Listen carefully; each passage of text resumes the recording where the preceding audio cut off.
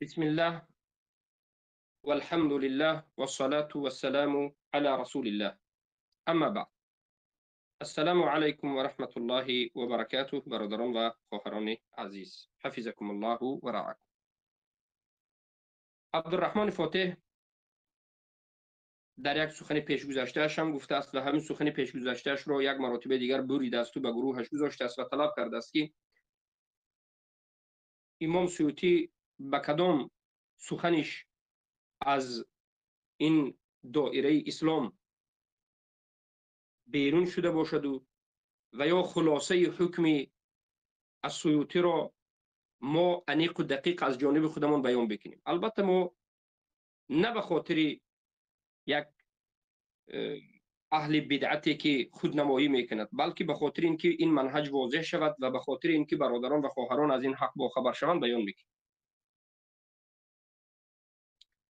سیوطی خیلی که گفتیم در درون انا همین علمای اشعری یکی از علمایی که بزرگترین بگیم علمایی که کتاب‌های خیلی زیاد نوشته است، یعنی خیلی کتاب زیاد نوشته است و سیوطی مرحله ها دارد، مرحله های اول، دوم، سوم و علماهای هستند که درباره سیوطی سخت گرفتند و سخنهای او را جمع کردند و رد زدند و علماهای هستند که سخنهای سیوطی را جمع کردند و رد زدند، ولیکن در آخر بازگشت سیوطی به منهج سلف صالح را ذکر کردند. عیناً به مانند ابو حامد الغزالی.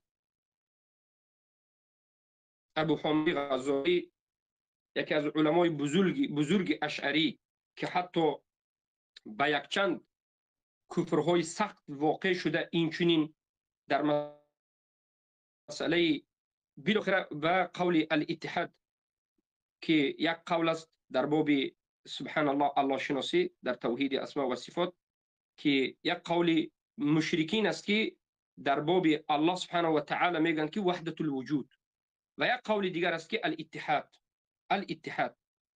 اینم قول خیلی کفری خطرناک است که ابو حامد الغزالی همین قول را گفته ولیکن در آخر توبه کرده. یعنی علماها درباره این چنین انسان ها سخن کرده و یکی از همین علمایی که مثلا درباره سیوطی علمای معاصر صحبت کرده در کتاب های گوناگونش، در کتاب نقد عقیده الاشاعره والماتریدیه در درونش، در کتاب نواقض الاسلام و در کتاب که تکفیر الاشاعره هم نوشته والماتریدیه، خالد المرض الغامدی هم در همین باره خیلی زیاد صحبت یا بگیم خوب صحبت کرده درباره سیوطی، درباره سخنهای کفری که داشته بود لیکن بعد از اون با توبه کرده. یعنی علماهای هستند که گفتیم ببینید تکفیر کرده و بعد از اون توبهش رو ذکر کرده و ما هم در درس ها یک چند مرتبه گفتیم که سیوطی به کفر واقع شده و علمای هستند که توبه او را ذکر کرده و علمای هستند که توبه او را ذکر نکرده. اما ما کدامش را قبول میکنیم؟ ما همیشه یک عالم را وقتی که دیگر علما توبهش را نقل کردن توبهش را قبول میکنیم، اما توبه او را قبول کردن این نیست که او کفرهایی که در کتاب او هست و دیگرها استفاده میبرند او کفر نباشد. نه، او کفر است، او کفر است. نباید این کتاب ها انا هم جاهای کفرش استفاده کرده شود و نباید در بین مردم منتشر شود، اما در آخر توبه کرده. علماهای هستند که چخیلی گفتیم انا همچنین کافر گفتیم. بارک الله فیکم. انا همچنین در بالای دیگر از علما هم در بالای دیگرین از علماهایی که امروز در همین عالم حاضر اختلافات شدید وجود دارد، بله ما میبینیم که از یک طرف یک قسم در بالای النووی خیلی هم تعصب شدید میکنند، یعنی یگان خطاگی ندارد و یگان مشکلی ندارد و همه گپش حق میگن. از طرف دیگر یک قسم خیلی هم سختگیری میکنند النووی را تکفیر و هر کسی که به نووی سخنی خوب گفت حتی او را هم غلو، یعنی این طرف را هم تکفیر میکنند و به غلو میروند. اما ما خیلی در یکی از حلقه‌های درسیمون بازی به واضح گفتیم ما باشد سخنهای خطای این علما را هم که در کتابشون هست میگیم که خطا هست، بله این زلالت است، جایی که کفر است، اما وقتی که علما توبهش را نقل کردن توبهش را میگیریم. خیلی که علما درباره النووی توبه نووی رو بازگشت نووی رو گوییم به مذهب سلف صالح با آخر توبه که 2 هفته پیش از مرگش درباره الصوت والحرف نوشته، با همین به منهج سلف صالح در باب اسما و صفات گذشته. اگرچه در شرح صحیح مسلم باشد در باب الله در بالا بودن و در باب در کتاب روضه باشد در باب استغاثه از قبر پیامبر و این چنین با قولها و کفرها است که کسانی که طعنه میزنند و به کفر سخن او را میبرند در اساس همین سخنهایش است. اما قسم دیگر علما توبه او را نقل کرد. عیناً مسئله السیوطی همین است. در مسئله السیوطی 2 مشکلی وجود دارد در باب اسماء و صفات، در باب صفاتهای الله سبحانه و تعالی، تحریف صفاتها، و اشکال دوم استغاثه کردن به انبیا استغاثه کردن را جایز میدونن. البته که نگفته نماند که استغاثه را توسل گفته جایز میدونن. خیلی که ما امروز صوفی های غلات رو میبینیم. صوفی های غلات امروزه از قبر طلب میکنند، از قبر پیامبر مثلا طلب میکنند یگان چیزی رو، نصرت، کمک، بالعموم جلب منفعت و دفع مضرت را، و همین را توسل میگویند. عیناً همین حادثه در کتاب یعنی سیوطی ذکر شده. استغاثه آشکار کلمه استغاثه آمده و قسم این رو به این و آن میبرند. اما بیاید هم یکی از کتاب هایی که هم هست مجله دوم صفحه 69 به نظر میکنه میگه که والاستغاثه دعاء المستغیث المستغاث. یعنی حالا شروع میکنیم درباره سیوطی. سیوطی چی میگه؟ سیوطی اشعری صوفی. سیوطی هم اشعری است هم صوفی شاذلی است و ما کی بودنی این طریقت شاذلی را هم میگیم که یکی از سبحان الله غلات های یکی از فرقه های غلات صوفی است طریقت شاذلی.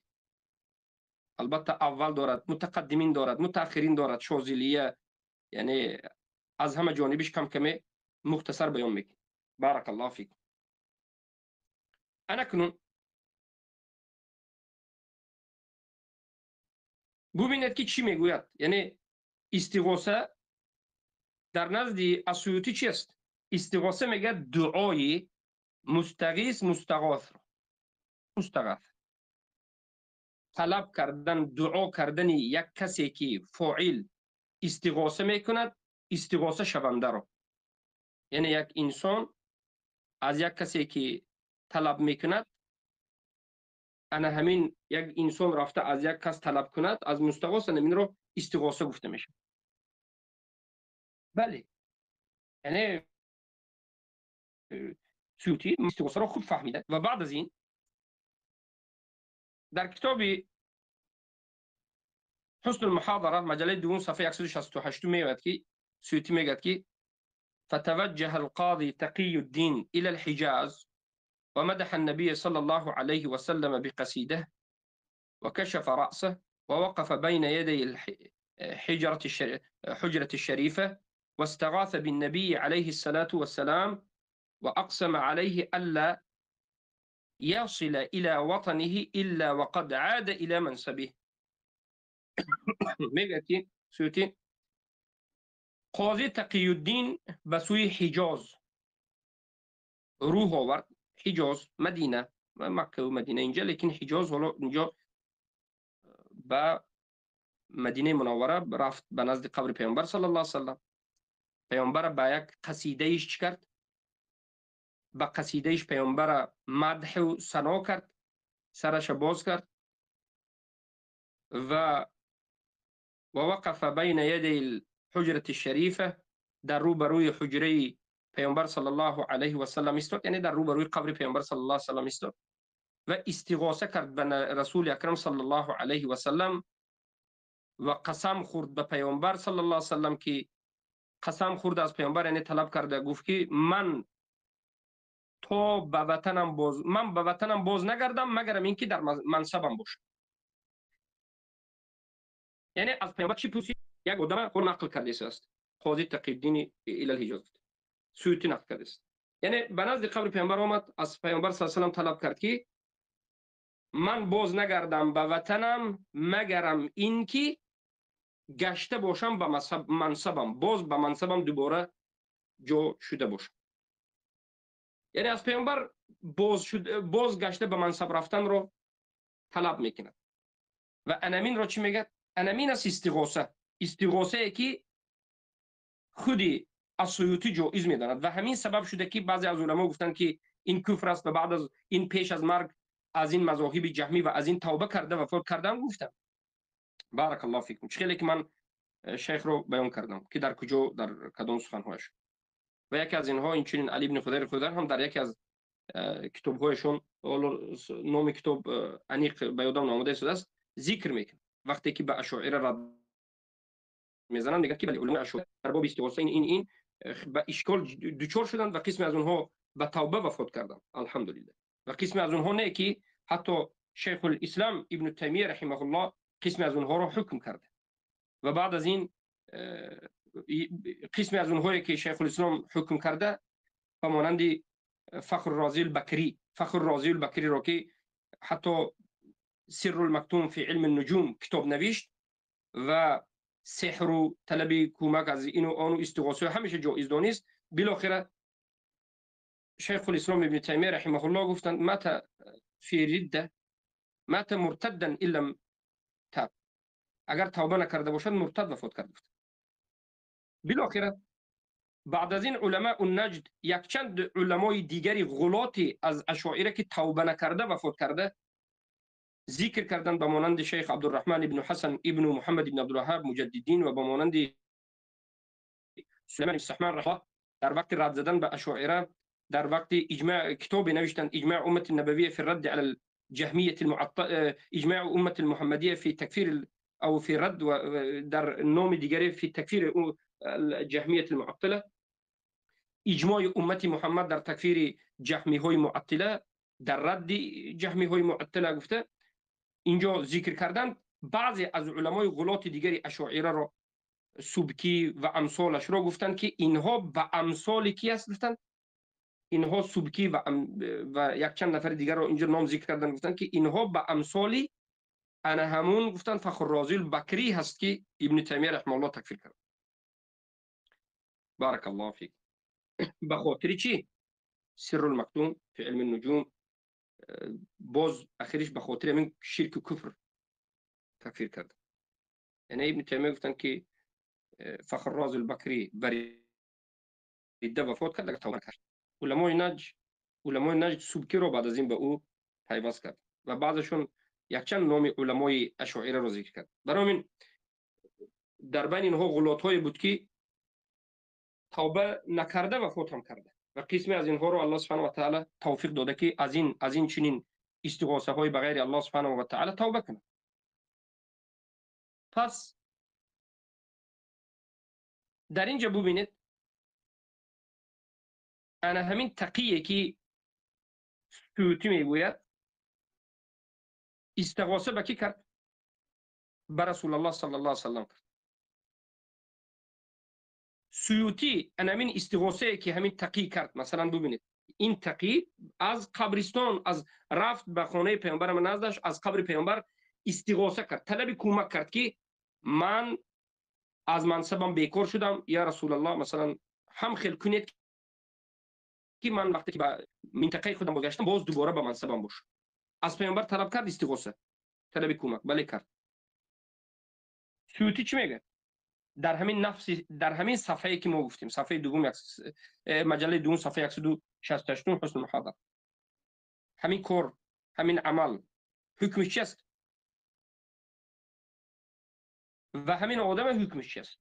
همین کاری که کرد چی است؟ در دوام سیوطی میگه که وکان من احسن القضاة سیره و کان رجلا صالحا لا یشک فیه، یکی از بهترین قاضی ها بود، سیرش خوب بود و یک مرد صالح بود که شکی نداره. یعنی خودی استغاثه رو دیده، دانسته، فهمیده، استغاثه رو خودی چخیلی که گفتیم همون هوامع به خودی سیوطی مجله دون صفحه 69 به شرح میداد که طلب کمک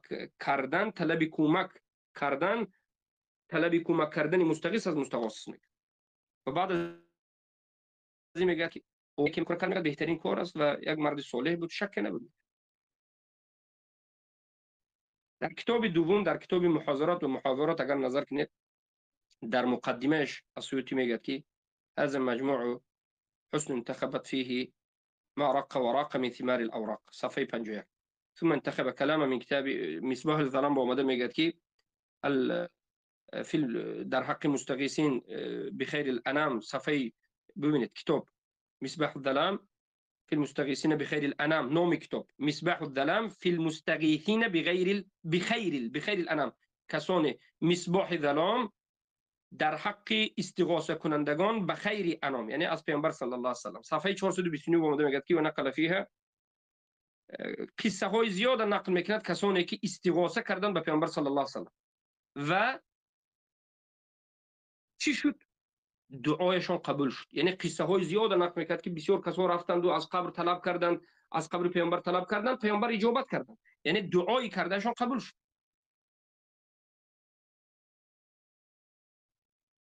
اولین این قصه رو نظر کنید، یکی از این اولین قصه ها قصه محمد ابن ابی الانام رو میاد که اون میگه که فاتیت بیت فاطمه فاستغثت بالنبي صلى الله عليه وسلم وقلت اني جائع فنمت فرأيت النبي صلى الله عليه وسلم وقد اعطاني قدح لبن فشربت حتى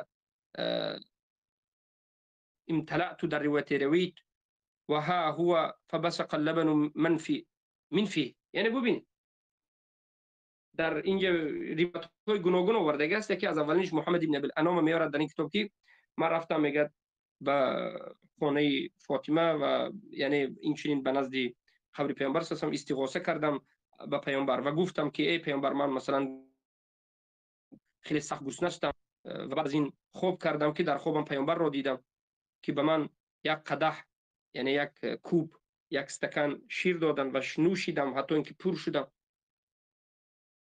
ببینید در دوامش بسیار روایت ها رو میاره. نام کتاب هم همین است، فی المستغیثین بخیر الانام. من گلچین آورده شده، اگر اینها یعنی کافی نشود بعد از این مگرم که یک حلقه، یک 10 حلقه مو مخصوص همه کتاب ها رو شرطی این کتاب ها اینه. یعنی این آدم آشکار و واضح جایز میداند که از پیامبر صلی الله علیه و سلم طلب کمک کرده، استغاثه یعنی طلب کمک کرده شد. خیلی دیدید یک آدمی که این کار کرد بهترین آدم بود، گفته شک نه که این خوب بسیار است میگه، یعنی بعد از این برای اثبات شدن این طلب کمک کردن از پیامبر، استغاثه از پیامبر، خیلی روایت ها رو میاره. این شرک است. شک نیست که ما میگوییم در نزد مذهب چی است که اهل سنت و جماعت از قبر طلب کردن، طلب کمک کردن شرک است. البته گپ درباره قبر پیامبر رفته شده است. شما فراموش نکنید که صحبت خاص درباره قبر پیامبر رفته شده است. حالا یعنی السیوطی طلب کردن کمک را از همه قبر جایز نمیداند، فقط از قبر پیامبر میگه طلب کردن درست است. ما میگیم انمی شرک اصغر است و اجازت دهندش هم مشرک است. شرک اکبر است یا نیست کسی که از قبر پیامبر رفته طلب میکند؟ حالا از این هم پستر یک مسئله دیگر است که طلب الشفاعتی من النبی صلی الله علیه و سلم، طلب شفاعت از پیامبر صلی الله علیه و سلم، یا بگیم طلب الدعاء من النبی. همه اجماع میکنن که طلب شفاعت از پیامبر این چی است؟ به اجماع این کفر اکبر است. همه اجماع میکنن که طلب استغاثه از پیامبر صلی الله علیه و سلم بعد از مرگشون این شرک اکبر است. و طلب دعا از پیامبر چی بعد از مرگشون؟ پیامبر وفات کرد، از پیامبر بعد از مرگ قبل پیامبر رفته طلب دعا گرفتن. ای پیامبر در رقم دعا کرد، ادعو الله لی، ادعو الله لی. شرک اکبر است. اگرچه بعضی ها از سخن شیخ الاسلام ابن تیمیه رحمه الله که شیخ الاسلام ابن تیمیه رحمه الله در یک جا بدعت گفتن، در 20 چند جای، 26 جای یا 25 جای دیگر این شرک اکبر گفت. شرک اکبر است. یعنی ببینید خواه از پیامبر طلب شفاعت کنید، خواه از پیامبر در حقم دعا کن در نزد الله گوید. از خود پیامبر نطلبید، از پیامبر دعا طلب کردید که در حق من دعا کن. عیناً گفتن انا همون عمل مشرکین قریش است. یا از پیامبر صلی الله علیه و سلم طلب استغاثه کرده، همه این شرک اصغر است. معذرت خواهی میکنم، همه این شرک اکبر است. البته در نزد جهمی ها شرک اصغر است، در نزد جهمی ها شرک اصغر است، اما در نزد اهل سنت و جماعت این شرک اکبر است. در نزد اشاعره و ماتریدی های غلاطی که امروز هست، البته اشعری و ماتریدی ها به دو قسم تقسیم میشن، متقدمین و متأخرین. متأخرین هایی که همه اشعری نیست مگر اینکه صوفی قبوری است، ماتریدی نیست مگر اینکه میبینیم که صوفی قبوری است. در نزد اینها این یک عبادت، شرک اکبر یک عبادت شده است، استغاثه به واسطه همین کتاب. بارک الله فیک. در یک جای در کتاب دیگر می آید که کتاب الاقران مجله دوم صفحه 613 میگه که السیوطی میگه فإنك أخبرتنا على لسانه الصادق المصدق أن شفاعته لأهل الكبائر من أمته ونحن من أمته المؤمنون به المصلون عليه الصلاة والسلام يا سيد الخلق ها أنا أتوسل بك إلى ربي في غفران ذنوبي. ببینید این جمله خودی این سیوطی است که در کتاب الاقران مجله دوم صفحه 613 آمده است. میگه که به درستی که تو به ما خبر دادی به لسان صادق مصدق که شفاعت او برای اهل کبائر به امتش است و ما از امت او یعنی محمد صلی الله علیه و سلم مؤمن ها مصلون علیه یعنی به او صلوات و درود میگوییم و بعد از صلوات و درود گفتن به او میگیم که یا سید الخلق، ای سید خلق. کی را میگه؟ پیامبر صلی الله علیه و سلم را. از پیامبر صلی الله علیه و سلم پرسید ای سید خلق یعنی ای رسول الله، ای سید خلق، من اینجا هستم توسل میگیرم به تو به سوی ربم در بخشیده شدن گناهم. یعنی توسل میگیرم به تو در بخشیده شدن گناهم. در اینجا ببینید سوال همینجا است که آیا سیوطی در اینجا یا ربی اتوسل الیک بنبیک گفت ای الله من به تو توسل میگیرم، ای الله من به تو توسل میگیرم به پیامبرت، یعنی به حرمت پیامبرت مرا بخش، به درجه و نمیدونم مرحله پیامبرت، یعنی مرتبه که پیامبر در نظر دارد مرا بخش. گفت که این البته که یکی از چیست شرک اصغری حرام است. یعنی دعا کنید که به حق پیامبر مرا بخش، به حرمت پیامبر مرا بخش، به مرتبه پیامبر مرا بخش. این شرک است، شرک اصغر است، حرام است. اما شرک اصغر است، حرام است، زیرا که آدمی که پرسیده ایستاده است از الله میپرسد، از الله پرسیده ایستاده است که ای الله، ای رب مرا تو بخش، یعنی بخشیده شدن را از کی کرده ایستاده است؟ از الله. به حرمت پیامبر بخش. انا همینجا به حرمت را آوردن از باب شرک است. اما آیا امام بگویم السیوطی در اینجا یا رب مرا ببخش میگوید یا ای پیامبر میگه؟ ندا را به کی کرده است؟ السیوطی ندا را به پیامبر، ندا را به الله نکرده است، ندا را به پیامبر کرده است. یعنی اینجا گپ درباره شرک اصغر نمیره، گپ در شرک اکبر میره. این استغاثه است، یعنی میگه که یا سید الخلق ها انا اتوسل بك الى ربی، ای پیامبر من به تو توسل میگیرم به پیامبر، ای پیامبر من به واسطه تو توسل میگیرم به الله در بخشیده شدن گناه. یعنی ندا به پیامبر است. یعنی چند فرضیه ها وجود دارد. این ندا از این فرضیه ها خالی نیست. از یعنی ای پیامبر تو در حق الله، در نزد الله مرا شفاعت کن، یعنی در نزد الله در حق من دعا کن. ای پیامبر من، ببینید ندا کرده است، ای سید الخلق من در نزد تو هستم، توسل میگیرم به تو، یعنی تو در نزد الله دعا کن در حق من. یعنی تو در نزد الله مرتبه داری مرا ببخش و غیر و غیر. که این یکی از شرکای بزرگ است. و این توسل به ندای پیامبر صلی الله علیه و سلم بود.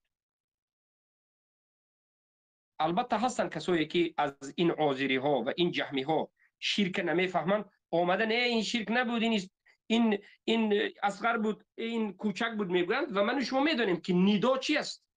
ندا کرده پیامبر به گفتن، پیامبر به ندا کرده وقتی که میگه که یا سید الخلق ها انا، ای سید خلق ندو به کی است؟ ندو به پیامبر است. به پیامبر ندو کرده من به تو وسیله میگیرم میگه، یعنی به سوی رب میگیره. کمترین درجه این ندو این است که ای پیامبر در حق من در نزد الله دعا کن. کمترین درجه است. این توسل به ندای پیامبر است و این شرک است، شرک اکبر است. البته کسانی که شرک دفاع میکنند شب و روز، شرک نیست، میگن در نزد اینها توحید شرک شده، شرک توحید شده و اومده این دفاع میکنه.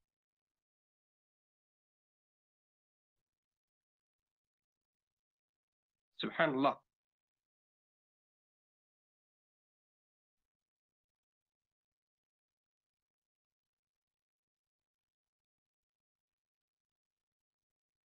ببینید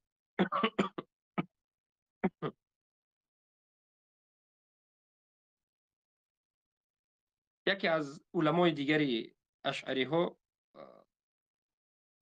میگوید در کتاب فتوا رملی نظر که خودی رملی میگوید، مجله 4 صفحه 382 رملی را سوال میکنن که مردم عامه که امروز به سختی ها گرفتار میشوند، سئل اما یعنی یقع من العامه من قولهم عند الشدائد.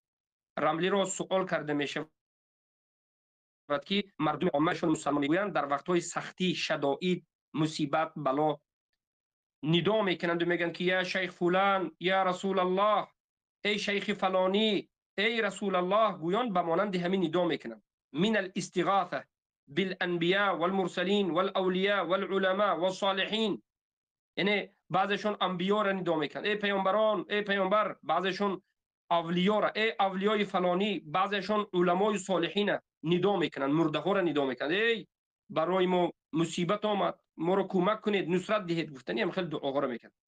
فهل ذلك جائز ام لا؟ وهل للرسول والانبياء والاولياء والصالحين والمشايخ اغاثه بعد موته وماذا يرجح ذلك؟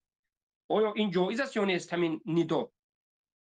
پیامبران، انبیا، اولیا، صالحین، مشایخ بعد از مردنشون از اونها طلب کمک کرده می شود یا نه؟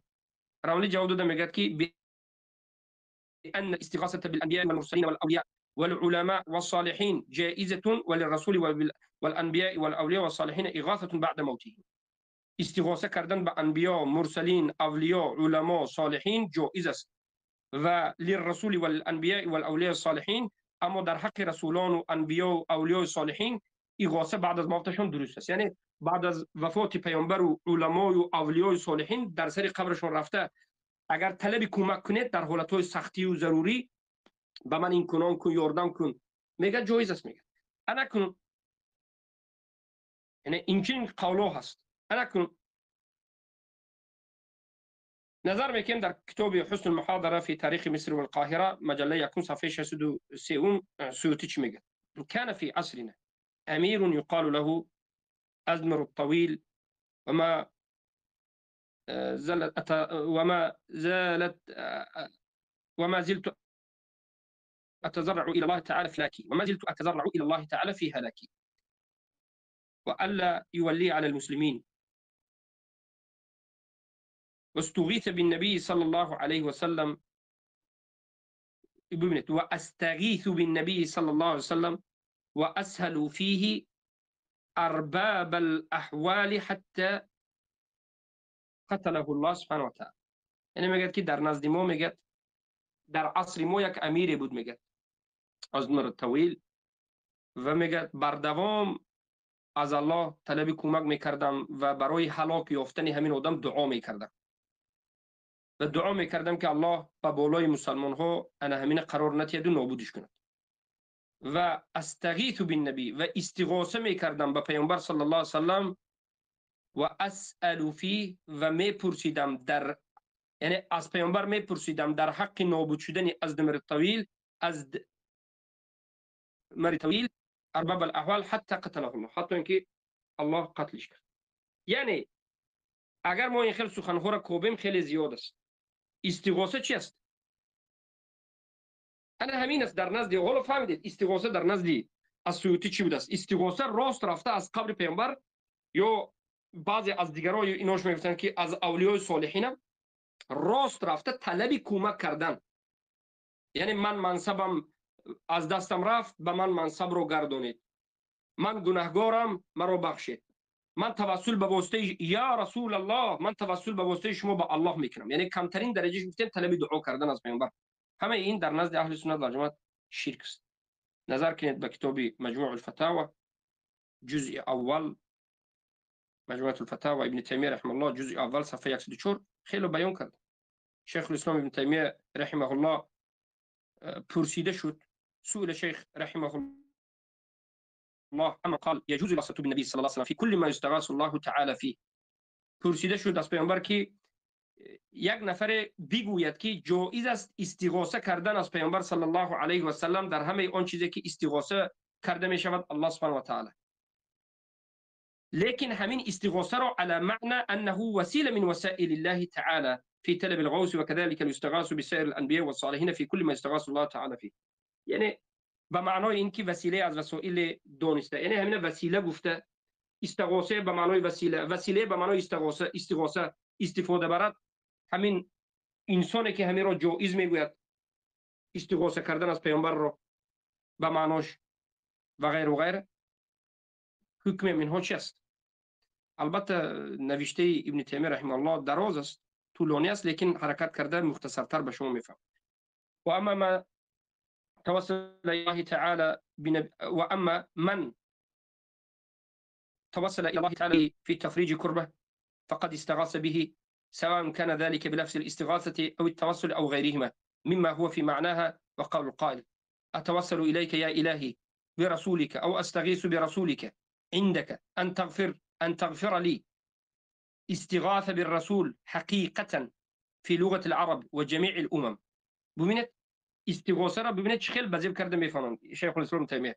و اما میگن کسی که توسل گیرد به سوی الله تعالی با واسطه پیامبرش فی تفریج الکربه، برای یک کربت و مشقت را دور کردن، به تحقیق استغاثه گرفته است، استغاثه کرده است، به تحقیق استغاثه کرده است، میگن یعنی طلب کمک کرده است.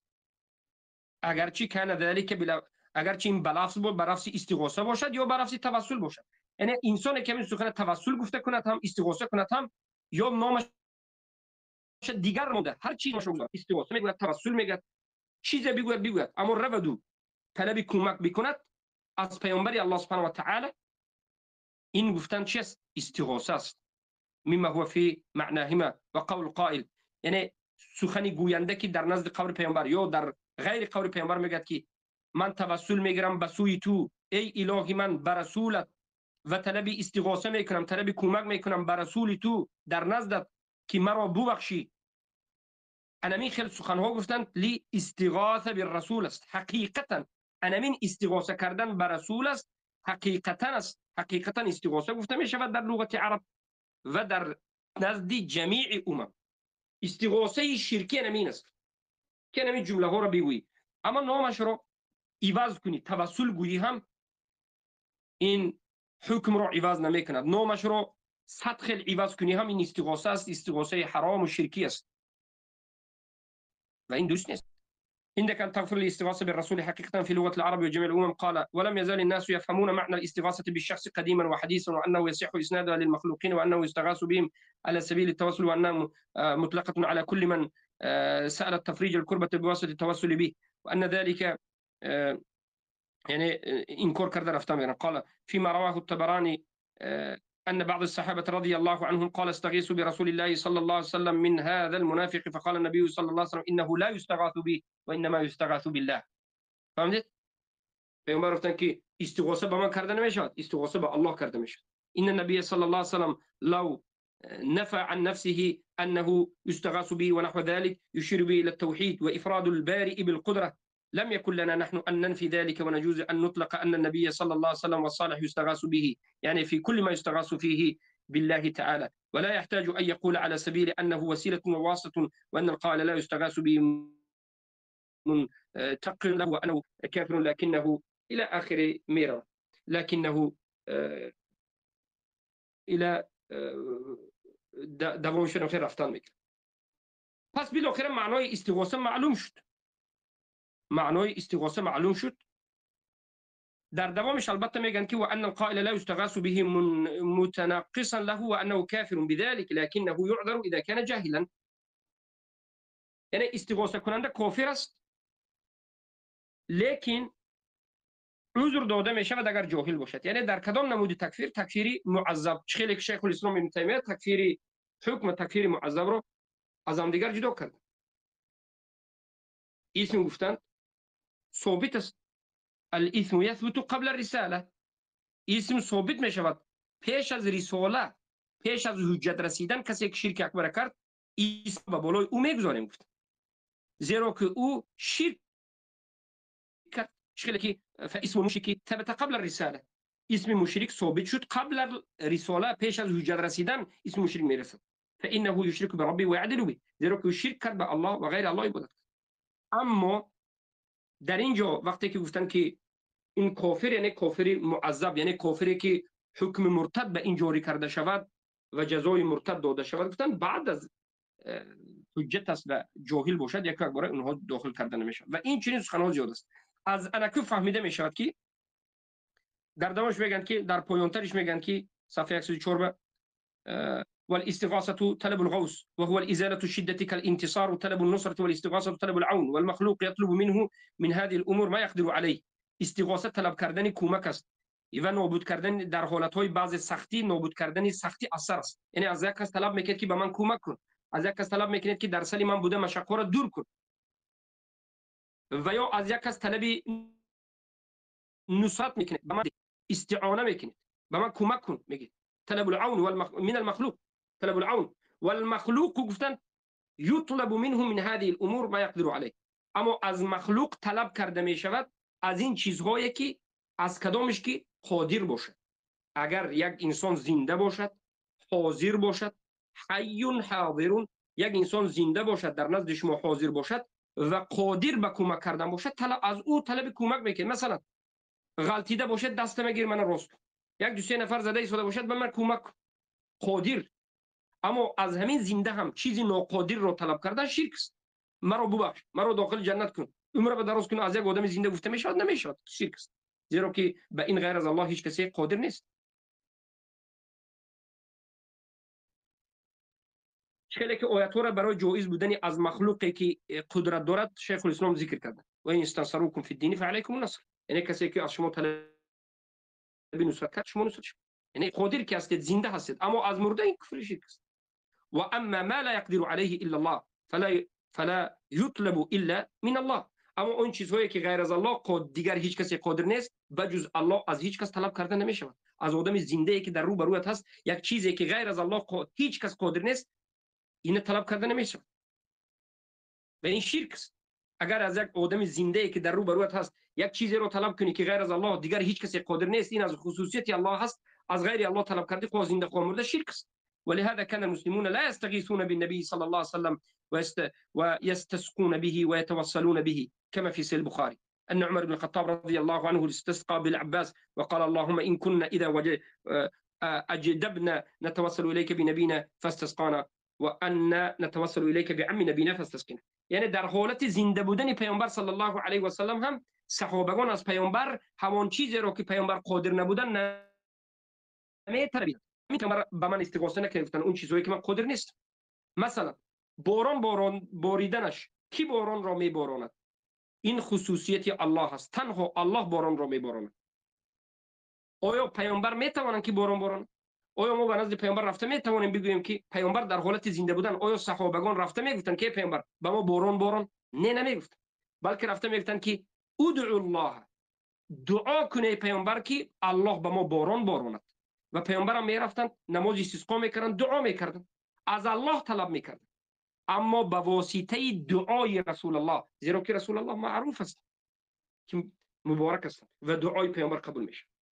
اما وقتی که رسول الله وفات کردند، حضرت عمر گفتند که ما به دعای پیامبر استغاثه میکردیم، استسقا میکردیم، ما به دعای پیامبر، به واسطه دعای پیامبر طلب باران میکردیم. حالا پیامبر وفات کردند، به واسطه دعای عمک پیامبر عباس استسقا میکنیم.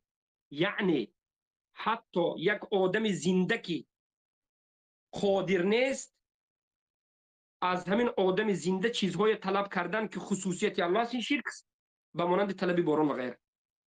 اما از آدم زنده طلب کردن که ای پیامبر یا ای صحابه یا ای اولیا یا صالحین دعا در حق ما دعا کن که الله باران باران، درست است. اما تو به ما باران باران گفتن، تو ما را ببخش گفتن، این چی است؟ شرک است. برای من شیخ الاسلام ابن تیمیه رحمه الله کتاب خوبی را نوشتند، التواصل والوسیله، قاعده جلیه فی التواصل والوسیله، و آشکار واضح بیان کردند که استغاثه چی است، توسل چی است. و صوفی های قبوری که استغاثه را توسل میگن، توسل را استغاثه میگن و بینش آمیخته کردن. توسل جایزی که در شریعت هست این طلب دعا کردن، به عملهای صالح واسطه گرفتن، به نامهای الله واسطه توسل گرفته دعا کردن. این سه توسل صحیح را که توسل صحیح درست است آمدند نام توسل را به استغاثه استفاده بردند و بعد از این توسل گفتند. یعنی توسل گفته چی را گفتند؟ از قبر پیامبر بعد از وفات پیامبر طلب کردن را توسل گویا که جایز گفتند. ابن تیمیه رد زده و این را شرک میگه. برای همین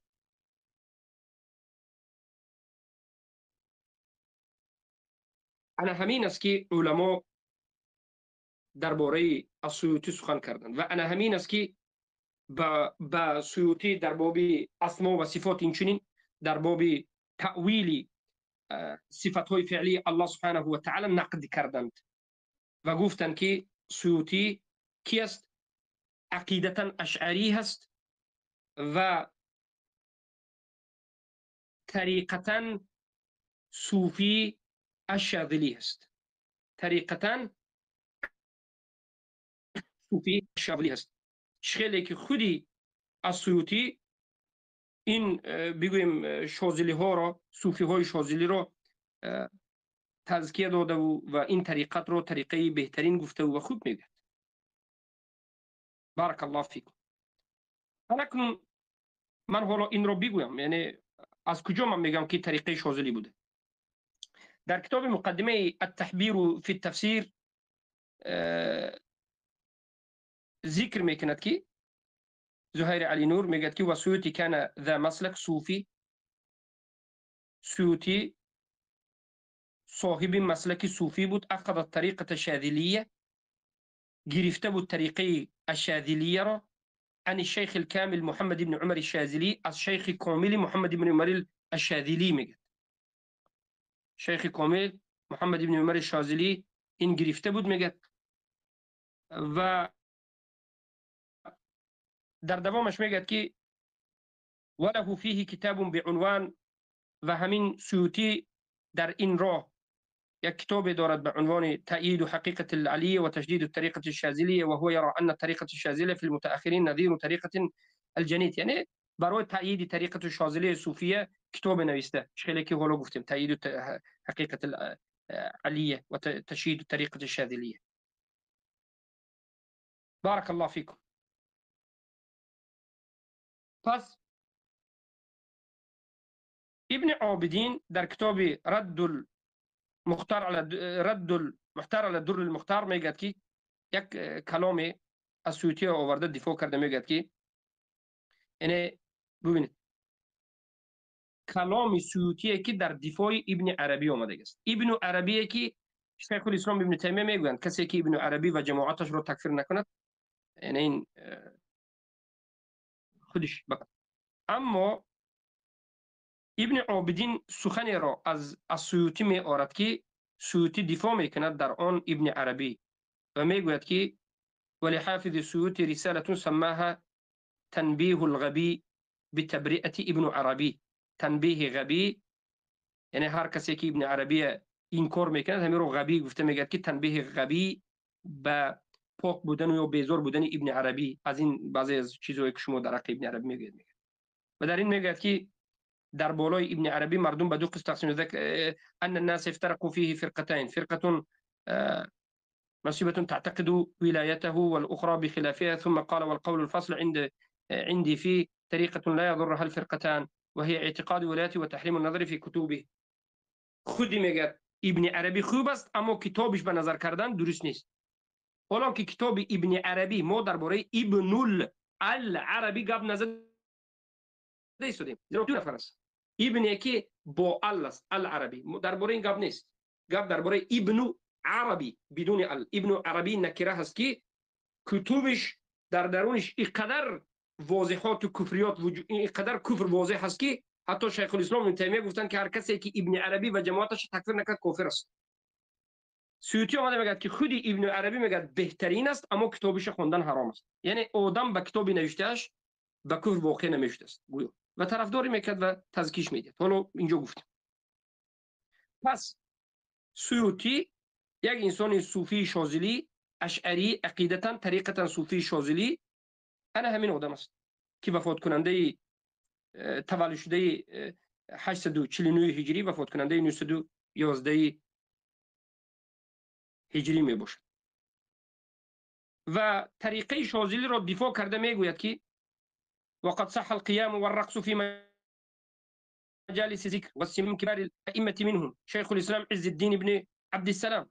و درست است میگه خیستن و رقص کردن در مجلس های ذکر و والسماع عن جماعه من كبار الائمه منهم، یعنی این بسیار میگه بسیار جماعت از ائمه علمایشون از این اشاعره و غیرشون طریقه هاشون و مانند عز ابن عبد السلام و غیره گفته بوده. نظر بکید به کتاب الحاویه للفتوى السیوطی، دور الکتب العلمیه وجود دارد. پس همین است. و خود دیگر اشعری ها به خود سیوطی خیلی ردهای شدید زدند درباره ابن عربی و درباره طریقه شاذلی و درباره رقص و جایز گفتن رقص. حتی بعضی خود اشعری ها به کفر حکم کرد. مثلا یکی از الاشعری ابو بکر الطرطوشی سخنش را که پیش از البته سیوطی هست، یکی از اشاعره آورده به سیوطی رد میزند.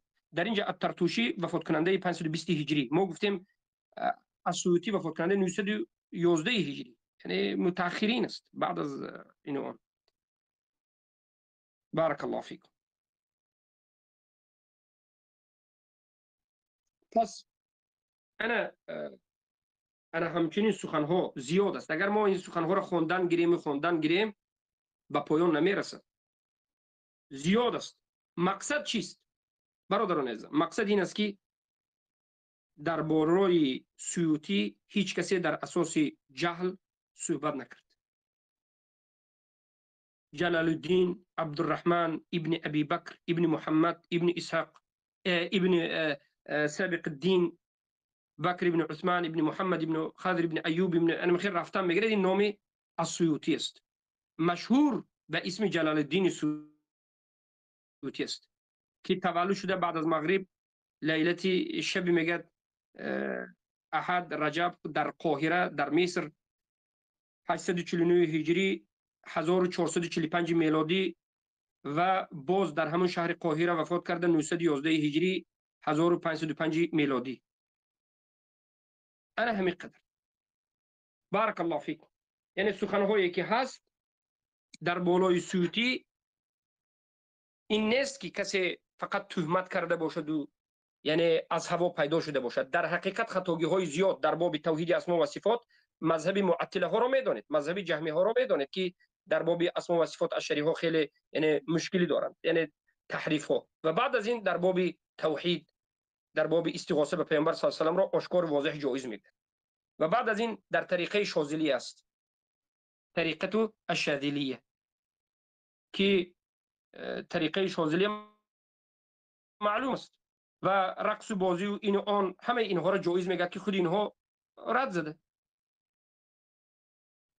و میگه مذهب صوفیه بطالت و جهالت و ضلالت و ما الاسلام الا الكتاب كتاب الله وسنه رسوله واما الرقص والتواجد فاول ما احثه اصحاب السامري لما اتخذ لهم عجلا جسدا له خوار قاموا يرقصون حواليه ويتواجدون فهو دين الكفار وعباد العجل.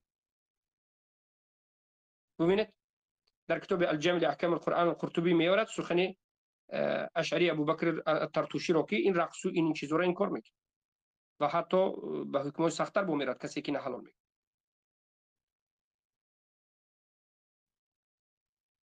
انا کنون سخن ما خیلی طولانی شد، بله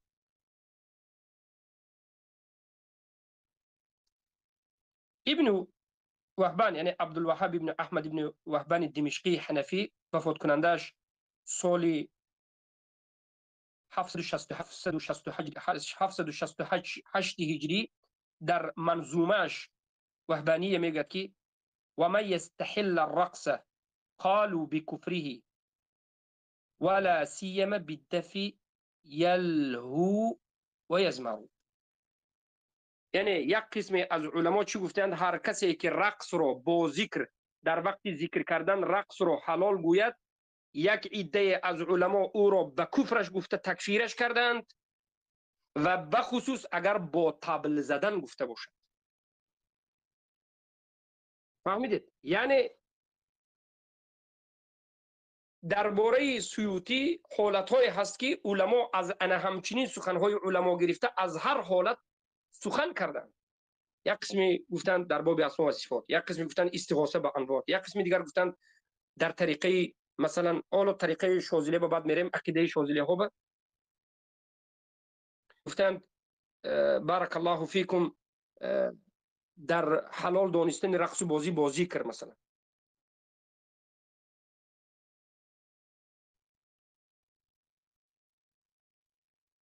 و بعد از این شاذلیه بودن و شاذلیه که خیر متأخرین است البته چگونه بودن اونها.